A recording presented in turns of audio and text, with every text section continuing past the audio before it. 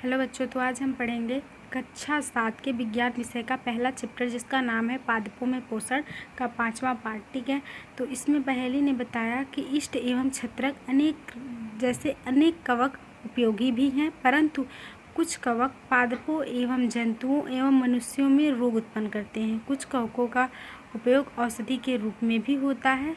कुछ जीव एक दूसरे के साथ रहते हैं, अपना आवास एवं पोषक तत्व एक दूसरे के साथ बांटते हैं। वे क्या कहलाते हैं? वे सहजीवी। उनके बीच में कैसा संबंध होता है? एक सहजीवी संबंध होता है। उदाहरण, कुछ कवक वृक्षों की जड़ों में रहते हैं।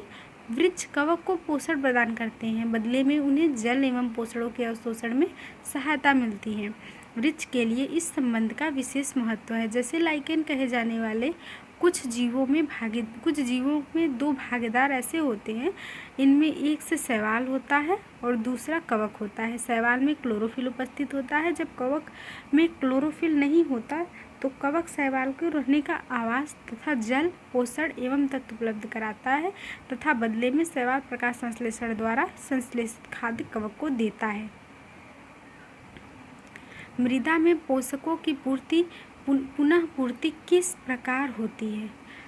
क्या आपने किसानों को अपने खेतों में अथवा माली के बगीचे एवं लान के गमलों में खाद एवं उर्वरक डालते देखा है? क्या आप जानते हैं कि वे इन्हें मृदा में क्यों मिलाते हैं? आप पढ़ चुके हैं कि पादप मृदा से खनिज पोषण अवशोषित करते हैं तथा मृदा में इनकी मात्रा लगातार कम होती जाती है।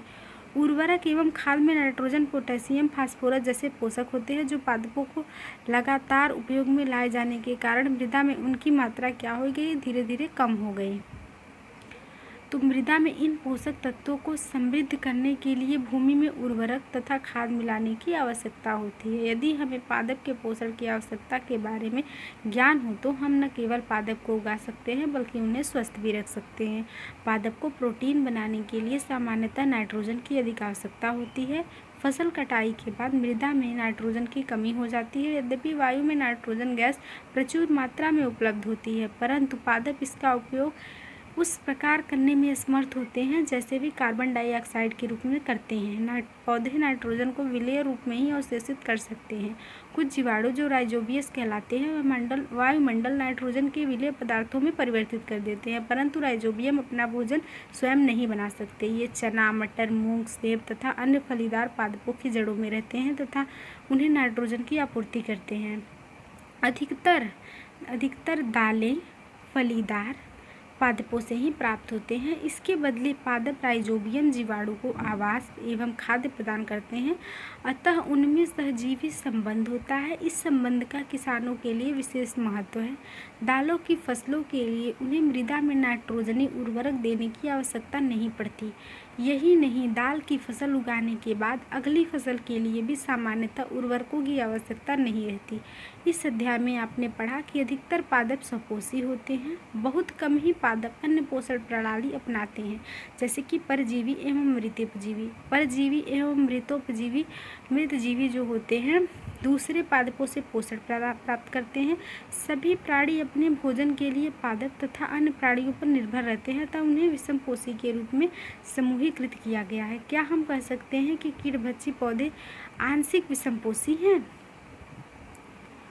तो कुछ इसमें प्रमुख शब्द है जो हमने चैप्टर में उसका उपयोग किया था। तो क्या है? स्वपोषी, क्लोरोफिल, विषमपोषी, परपोषी। स्वपोषी क्या होते हैं? जो अपना भोजन खुद बनाते हैं। क्लोरोफिल पत्तियों में पाए जाने वाला एक वर्णक है जिसके कारण पौधे क्या कर सकते हैं?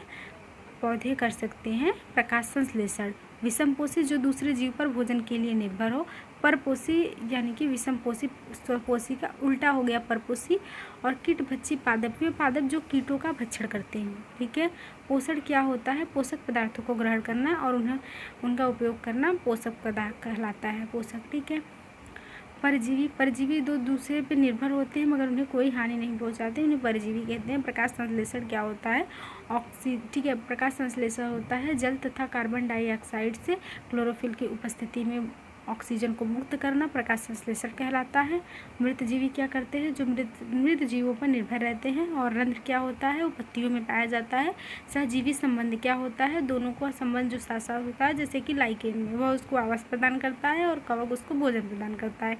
कवक क्या होता है? जो ब्रेड पे लगे हुए धब्बे होते हैं उन्हें हम क्या कहते हैं? कवक कहते हैं। ठीक है।